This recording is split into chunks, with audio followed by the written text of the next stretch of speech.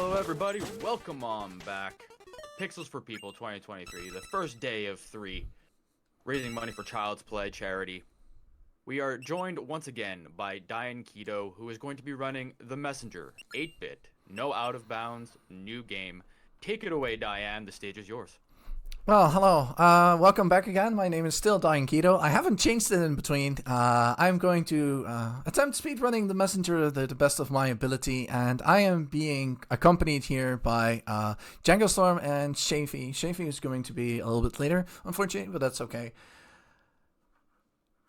Yeah, would you like to introduce yourself, Django? Sure.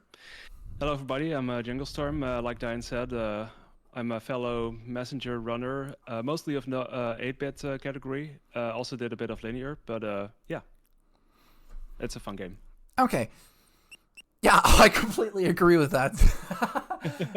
No, my train of thought got lost there for a second. Anybody in chat suggestions? I am having chat open right now for the name. The first one to get it will actually be the one that we will run. Although you only have 30 seconds for this, so after that I'm going to make my own name for this. So good luck. Party Pugs. Okay. Derplets. Ah, okay, we got a name. Derplet is solid. Derplets. Where can I find a T? Oh, yeah. Salami Power. Also, it would have also been great. No, Ahmad really sniped it there, Rio. Okay, our name is Derplet. If I click yes, we're good to go, right? Then it's when I start the timer. Yes. I forgot when I was focusing on the name. Okay, you know what? Let my skills do the work. Let's start our run in 3, 2, 1, and go. Good luck. Thank you. So this is The Messenger. It's a game by Sabotage Studios, a Canadian studio, and this is a Metroidvania, you could say Metroidvania platformer, and it starts off in a very, straightforward fashion. You got these levels that you play through, and then at some point it opens up and it becomes a whole lot more, and there's Metroidvania aspects.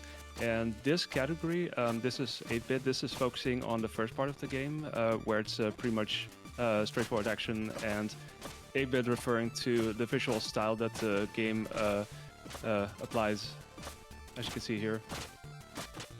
And starts off in here, Ninja Village. It's a little bit of a tutorial where they teach you how to hit lanterns and do this technique that you see early on called the cloud step, where you basically do a mid-air extra jump, so to say.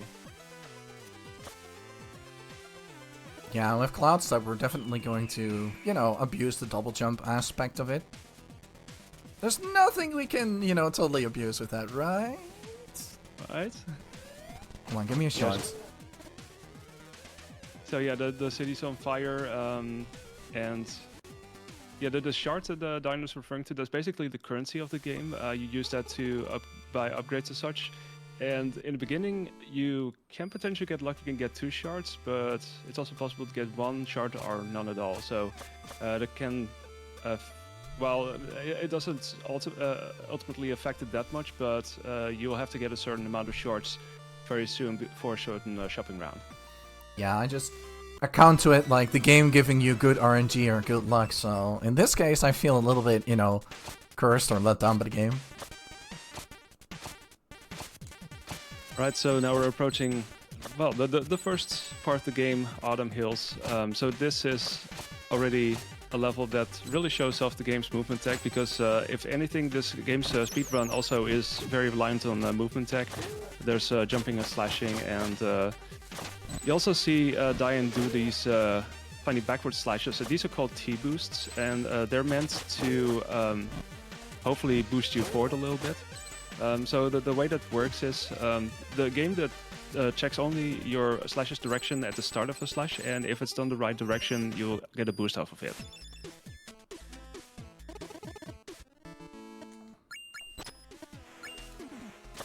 Yeah, for the first shopping round you need 40 shards, so we'll buy 1 item, and you'll also get these climbing claws, which you will be able to use for, climbing, and that will be done a lot. And secondly, you get an item that can hit enemy projectiles, so we'll be using that very shortly as well. I think even on this screen.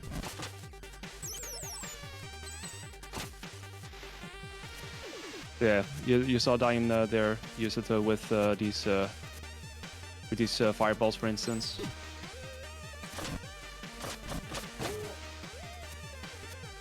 Do we have time for a donation? I think we do. Awesome. So we have $20 from Patty. I think they might have put their full name, so we're just gonna call you Patty for now, with no message and no donations, no incentives contributed towards. But thank you so much for the $20, Patty. Much appreciated. Thank you for the donation. Yeah, there was some action there. Some spikes. Spikes are definitely a thing. Now we're on the water, and here on the water they have this really cool effect where they make the sound slightly muffled to kind of create that feel, sensation of being underwater, I guess. Yeah, the idea that you know actually alter your sounds of the game, I think personally that's a great touch to atmospheric intelligence of the game design. Yeah, I didn't miss bit of that.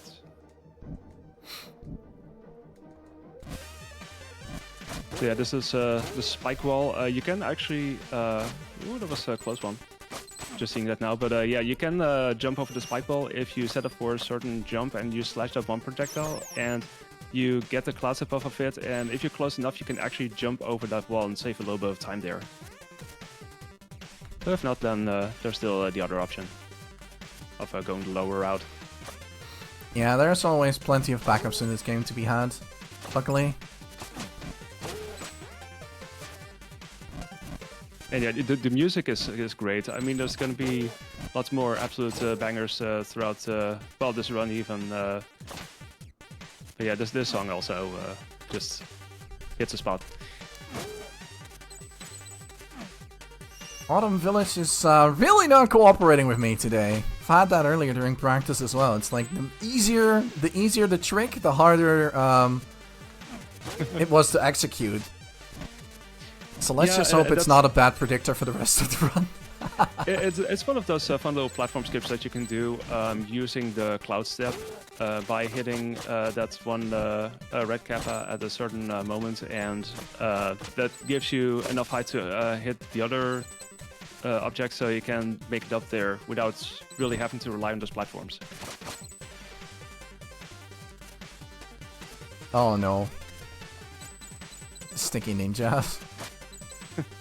This is going to be a very recurring thing. If you are a runner of the game, you may probably have experienced this before. Your ninja tends to get rather attached to walls. Oh yeah, completely fell in love with it too. So yeah, there's another sharpening round coming up, and Dyan will need 130 shards for it. Oh and no. Will he get it? Oh, it's just running a little bit short. I can't believe this, honestly. like like 2 this. shards away. Like 2 shards away. Come on. It's totally normal, of course, that this is definitely going to happen during a marathon. It never happened before, especially not yesterday. Totally never happened before. No. But thankfully you can hit that one enemy over and over again and get shards from them. But yeah. There we go. Now, so of in course. this next shop round we get shurikens, which we will use momentarily with an upcoming boss fight, and also we get knockback recovery, which is nice because you can hit enemies and then you won't get knocked back all the way, but you can cancel that out. Okay, that scared me for a little bit. So yeah, now Dyan's fighting his leaf golem, and as I mentioned, the shurikens they're being thrown here, and they actually make this possible one cycle if you don't miss any of the slashes whatsoever. So very nice job.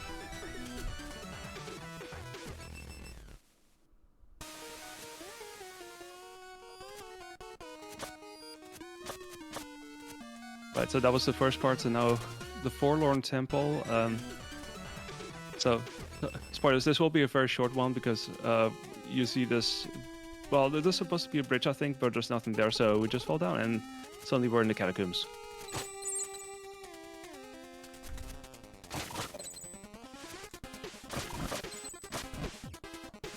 meet a lovely little friend here, and then yeah. So this is the catacombs. This is, if anything, a section that's very dependent on making certain cycles. So you will see these crushers. They'll definitely define how this will go. You want to make certain cycles like that one in the beginning. Dyan got that very nicely. And now we meet this very mysterious figure. Who could it be? I think it's Shafe joining in on commentary. Hello, folks. Hey, Shafe. Welcome, welcome. Nice, real. Thank you. Looking for yield spike boost strat here? No, I'm just gonna wait out the cycle. That's fine. Ooh, here we got pinch, but we're okay. Shard count is looking alright. I see. Yeah, and enough shards to be collected here, so Yeah, so we're looking to collect about 275 shards between now and the Grotto shop, because what we want to pick up there is going to be a skill called the Water Dash and the Wingsuit Attack. And the Wingsuit Attack is going to give us a lot of upward mobility and allow us to go really fast in a lot of different areas and perform additional skips, which is important to get that.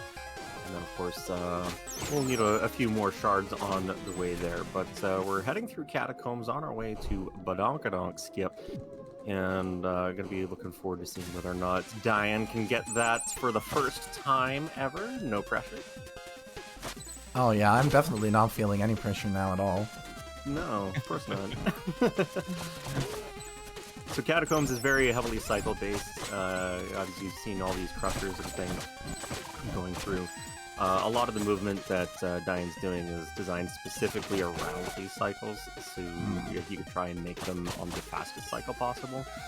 There will be occasions where there are faster traps that he doesn't go for, or just for safety concerns, or it might be just like a pixel too late, that kind of thing. Okay. So that was the setup there. We call that Badonkadonk Skip because the Messenger community has great names for everything.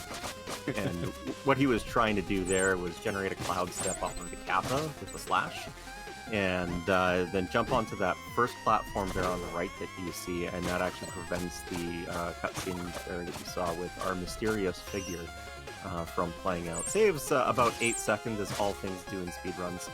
And it's not a huge time loss if you go for it and don't get it, but yeah, it's a tight window, but it's a really fun one to get if you decide to go for it. And even if you don't, if you can set it up relatively quickly, you won't lose all that much time. It's just the time win by getting it is ultimately greater, of course.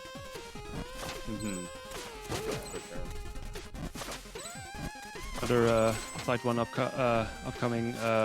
Also with the crusher, surprise, surprise. So it's also one of those rooms where ideally, that was a good attempt at least. But yeah, if you keep your movement, solid throughout, if you're able to not slip up, you'll be able to make that crusher cycle barely. So that could make for one cycle. Otherwise, you'll have to wait there. Yeah, but it was a good response. There's a number of different strats for that. One of them is called Balls of Steel. Which, I love the little head bob. That's great. This is Rexton. This is our mysterious figure, and we do get the high pattern. Ooh, you can go high very or nice. low onto the platform. The higher pattern is the faster one because it allows you to deal a whole bunch of DPS straight off the hop. Then you could drop down onto the second platform, knock them off towards the right, and you'll notice with all the boss fights that you'll be paused after you kill them, so you always want to try and position yourself to the right as much as possible when there is Are you guys ready? bosses that yes, I am definitely ready. I hope I'm ready. Let's do this. I'm actually not ready. I'm not ready. I don't know. Go ahead, Dyan. We'll 3, 2, 1. I like Chinese food. Chinese food is good Chinese for food you. is good for you. I like to eat Chinese food, and Chinese food is yummy too. If you like me too, you will bring me Chinese food because it is so yummy. Did I mention I like Chinese food? I like Chinese food. Chinese food is good for you. I hope that was right. I'm not actually watching through screen share. Yeah, we tried. We tried. The spirit is alive. Yeah. Those are the original lyrics, by the way. Rainbow Dragon Eyes shouts, he's the composer. Also made songs for this or lyrics for this specific song. Yeah, and he was involved in composing for the next game from these developers, which came out earlier in the month, Sea of Stars. Fantastic game. It is in the Messenger universe, so if you want a little bit of lore and some Easter eggs that are spread throughout, it will give you a bit more insight into this game. Highly recommend checking that out. That was a fantastic experience. Absolutely, yeah. I just beat it. It's a wonderful experience. You do true ending or just the? Not yet. I'm working my way towards it, but I've at least seen enough that I can watch other people speedrun it. Nice. The true ending has some additional stuff, and obviously I'm not going to spoil. Yeah, so Diane's going for the high pattern there, off of the fireball. Some runners sort of drop down a little bit lower, just depending on whether or not you take damage coming in. It can be DC11 right here. DC11. This skip that Diane's going to attempt has had so many names over the course of this game's development. I don't know which variation that's very close. But yeah, that was very close. You can get a one-tile grab, basically, on the side of that ledge there, that will allow you to skip having to slash that platform up. Very nice job with Steel Hearts, another Cloud Step slash, in order to skip a bit of heading off towards the side. And because this is Bamboo Village, we're taking things easy. It's a nice little vacation for us. And it's a nice vacation for the bosses as well, which means we actually aren't going to have a boss fight at the end of this. I'm seeing. Yeah, so we'll need a shard count of 275. I'm not sure if I may need to get some other shards from underneath the checkpoint, but I'm very nervous. It's the shards have cursed me before. I don't want the shards to curse me again. It's amazing how many curses I've been getting the past couple of days. Well, we'll see how it goes. Yeah, we'll see off of these lanterns here. 261. Yeah, plus 3. There's a couple to go. So you need like 8 more. Entering Howling Grotto. Abu. Because we're howling. Oh yeah, we're good. Totally fine. Wasn't even worried. I'm not panicking. You're panicking. Alright, so here we're going to be picking up the Water Dash and the Wingsuit Attack, and you are going to see the Wingsuit Attack in action quite quickly. That's just the Wingsuit there, but the attack itself is going to be utilized throughout the rest of this run to great effect. It's going to allow us to do a bunch of different skips. There it is right there off of that skeleton. And we have, this is, what, Howling Grotto? Yeah, Howling Grotto. I want to say Moon Grotto because I've been practicing for it. That's the wrong thing. It's a grotto regardless. It is a grotto. And yeah, quite a level with a couple of really cool rooms that have some potential skips lying in store. Upcoming is a room called the Decay Room, and we hope to get the so-called Decay skip. No, I don't have enough shurikens. Oh yeah, you do need at least 2 shurikens in order to make that work. Or at least, typically that's what you wind up going for. There's other approaches as well, if you watch various other runs, but yeah.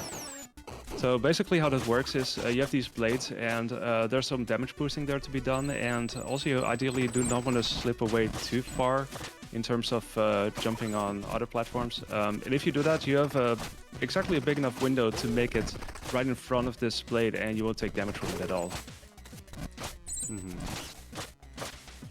But yeah, it's one of those things that you know soon enough if you get it or not, and otherwise there's still the safety to go for. Yeah, thankfully if you do that room often enough, you kind of just learn based off of feel whether or not you're going to be able to get it, and of course, you can manage your health and so on and so forth. It is precise. You have to do those wraparound jumps pretty tight really? To the platforms. Okay, we're just going to go ahead.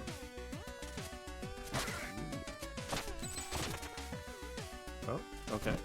What he's trying to do, you can get momentum preservation from the Water Dash into the air, and that will allow you to go through this one a little bit. Nice little yeet. Yeah, it is unfortunately the only instance that you see in 8-bit. It does see more use in the categories that see more of the game. But yeah, it's the only one for class. Yeah, and also in New Game Plus, you do see it used quite extensively from the beginning, I remember. Right, yeah, New Game Plus takes it out of it, but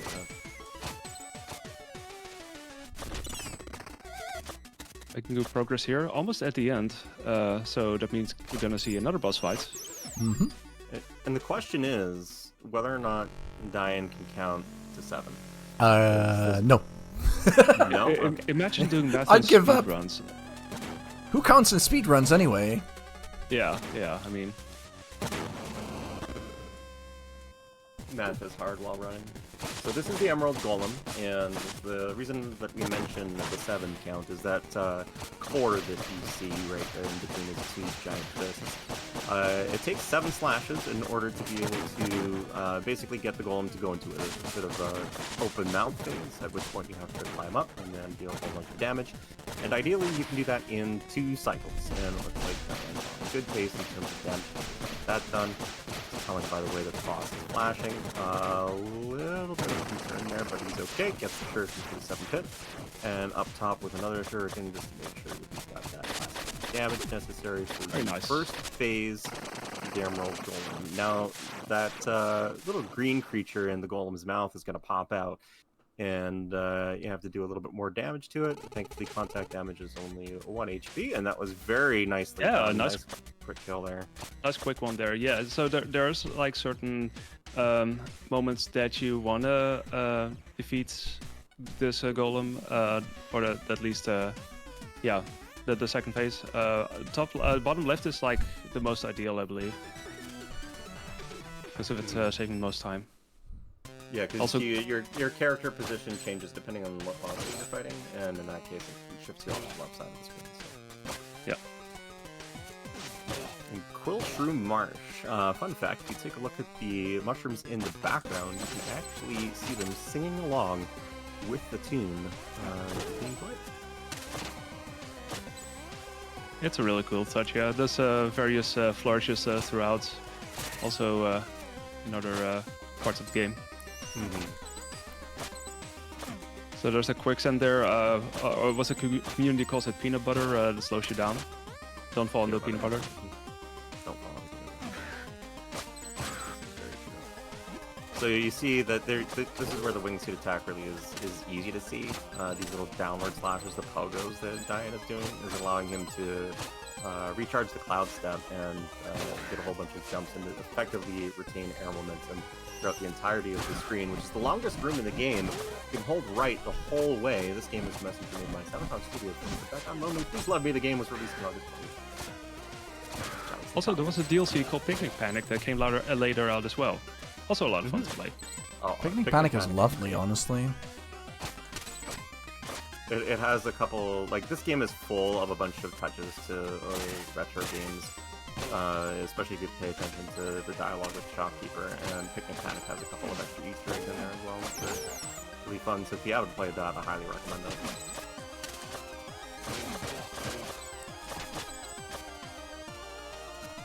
Alright, so coming up on the end of Quill Shroom Marsh in a little bit here, we're going to be fighting the Quill Shroom Queen, which is quite possibly one of the more obnoxious boss fights in 8-bit, because she also, as it turns out, cloud steps.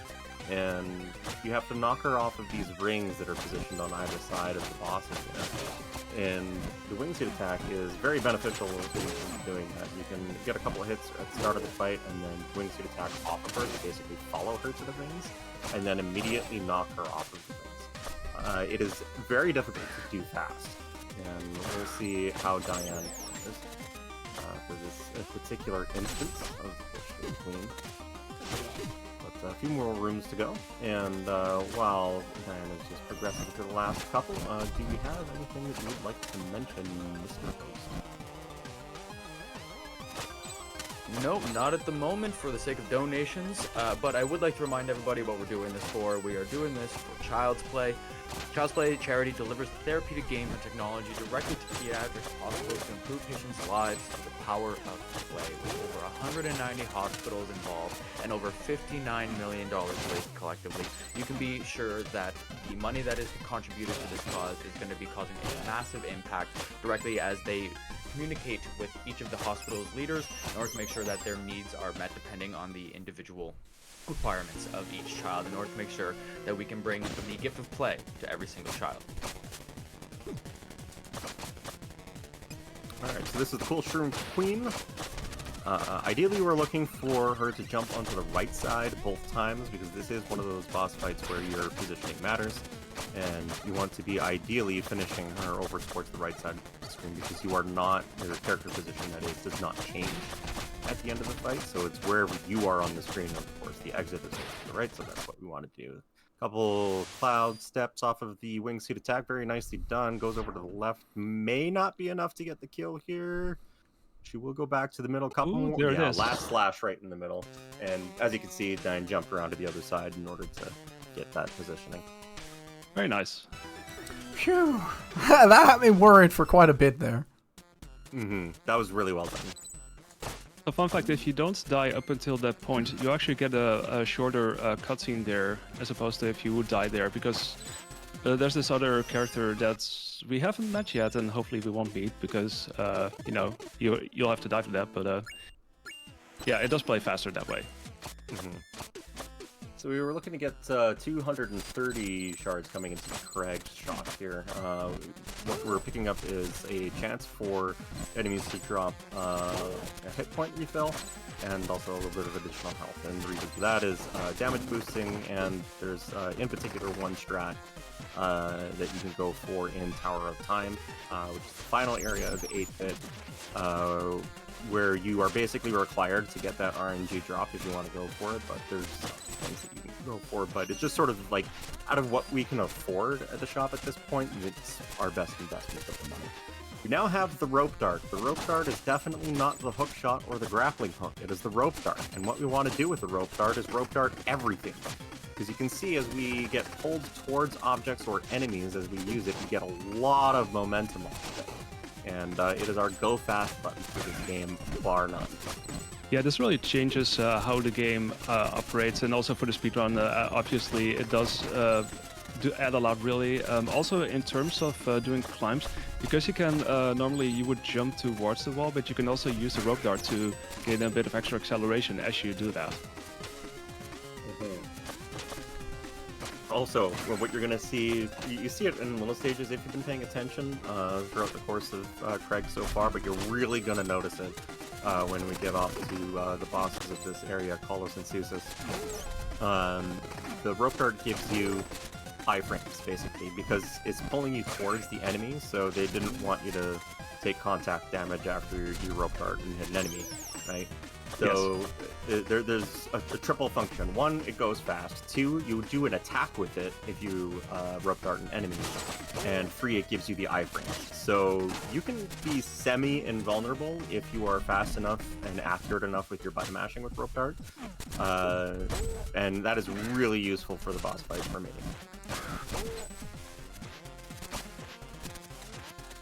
Left side or right side? That's always the question. Seems we're getting it left side. Nice little wraparound jump there. Pretty clean room, pretty clean room. Nice climb. Alright, so this is Kalos and Susis. They are brothers.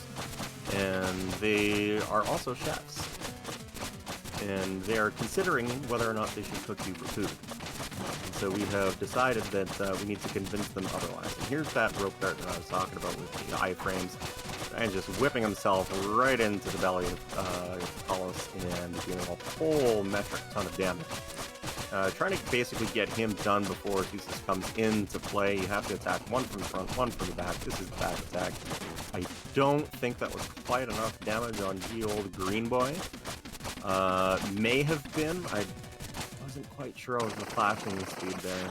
Ooh, nice little charge. That's going to give him a nice opportunity. Yeah, okay, he's done. Yeah. That was really nice. Yeah, really that was nice. Pretty good RNG. Fight. Yeah, this can be a massive RNG fest. You can get various other things. What we call the people's elbow, where one of the two will elbow down to the ground, and you'll have to avoid them or attack them. But yeah, that was really good. Do you have your full splits up, Dan? Unfortunately, no. No?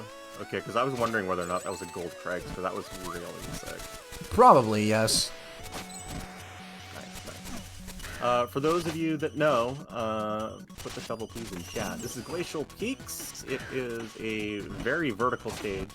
You're going to be utilizing rope cart and wingsuit attack to great effect throughout most of this. Trying to go horizontally as little as possible, because there are screens that we can skip up top, such as with this bird. The wingsuit attack there allows us to skip going over to the right-hand side and saves a decent chunk of time. And same deal there with the cloud step. You don't have to go on the platforms. Platforms are suggestions when you have rope cart, cloud step, and wingsuit attack.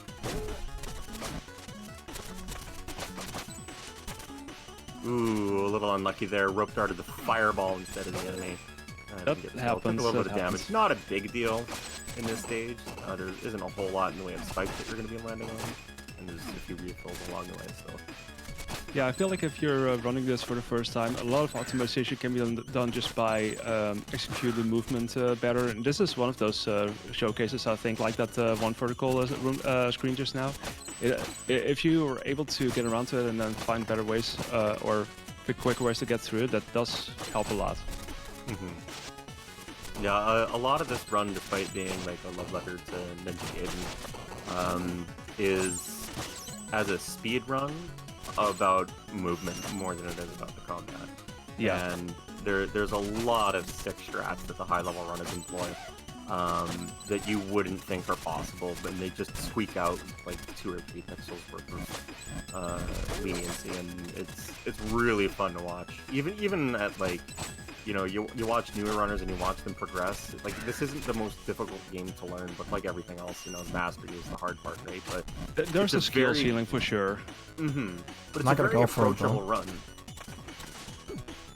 Like, there isn't really tricks to this run, in terms of like glitchy speed tech or anything. It's just about utilizing the skills that the game gives you to the best of your ability, and it makes it a very execution-heavy run, but also approachable because you don't have to worry about like learning a whole bunch of, you know, crazy speed run glitches and tricks and stuff. It's just, okay, can you play the game well? And highly recommend it. If you haven't played this game already, take a look at it and jump on to the speed run. Yeah, exactly. And just like that, we're at the top of the mountain, and yeah, so it is called the Messenger because we're delivering this message, this scroll, to these guys over here. And we've done that. What will happen next? What will happen next? Pain. Indeed. Pain, yeah. Pain. Yeah, I mean, true. I'm going to take it safe in this entire tower. We affectionately call this place the Tower of Time Loss, and hopefully Diane doesn't show you why, but it's hard. It's very hard to do this well. There's cycles that you need to try and hit, and enemies that you're using to try and get those cycles. And This is just always a lot of frightening difficult level on maneuvering. pace. Mm-hmm. Yeah. So one of the things that we can do here is actually we can backslash crystals if they're close enough to the wall, because the hitbox of our sword actually extends behind us as we slash. And there's a few instances where you will see that. Yeah, so what Shape was mentioning, you'll have to set up your controls in a certain order. Like, you have to slash briefly before actually jumping, and that sets up the backward slashes was mentioned. Mm-hmm. It's a bit specific, but you can get used to it. Yeah, it's not hard to learn at all. Like, if there is quote-unquote speed tech in this game, that's like the one thing. Well, I guess New Game Plus has some interesting stuff. And there is some added value too. But, oh yeah, super safe tower. Don't blame him at all. 2 HP. These lasers deal 3 damage. Yeah, so But you using boost the up off that iframes- the small thing, the small projectile, in order to take less damage and use your iframes to go through those lasers. Oh, Wizards. Okay, good. The Wizards in that room have killed many runs. Yes, they have. Oh, okay. I would say unfortunate death. That's Corbel, by the way. He's basically the tax collector. He eats your your shards that you collect if you take a death as like payment to revive him. But as far as deaths go, honestly, like that's a really relaxing one to take because you have your checkpoint right there. Diane reloaded there because he wanted to get on full HP to go for a damage boost in a little bit, which is of course and also fun to show off. No Kuni Ooh, nice, nice backup with the shuriken there. Mm-hmm. Yeah, that's one of my favorite things about speedrunning, honestly, is like the backup strats that you can employ when you're doing no resets or when you're doing marathons. Just like showcasing that little extra bit of game knowledge. Yeah, I think it really shows, if anything, that you've been able to understand what the game does and also kind of respond to it should something pop up, something unexpected. Nicely done. I forget what the name of that particular skip is called, but that's why... That's the French connection. That is if you do it from the left side of that spike platform, but you need full health for that. And I think you were mentioning earlier you would get a lucky drop from one of the previous rooms, a health drop, and that would allow you to set up for it because you need to damage boost off of that, and then cancel the knockback, and then climb up through those lasers as fast as possible. Yeah, and where Diane actually reloaded is where you would take the first damage boost that would require you to get that health drop for the second one. But opted for the because the first damage boost doesn't save anywhere near as much time as French Connection does. So if you're gonna pick one, you're gonna pick something. There is a damage boost off of those floating eyeballs that you can do. Yeah, that's a strat called Dos Ojos. You basically use those in order to get yourself across the room, and I'm trying to think of, I think it was 2 eyeballs that you used there, but they kind of float across the room, so you can use them also halfway, and then yeah, it's Yeah. so you can use some health compared to getting hit by the lasers, of course. Here's the backslash here. Ooh, there we go. Very nice. One of the little crystal rooms. Alright, pretty clean tower overall. One little hiccup there with that laser damage boost, but we are about to be done with the 8-bit portion of the video game. One more checkpoint, one more boss, the Arcane Golem, and you are going to see rope darts, iframes to great effect in this fight. Let's see how Diane does. We're gonna do the rope dart slash thing. Yeah, the thing. It's The 8-bit thing.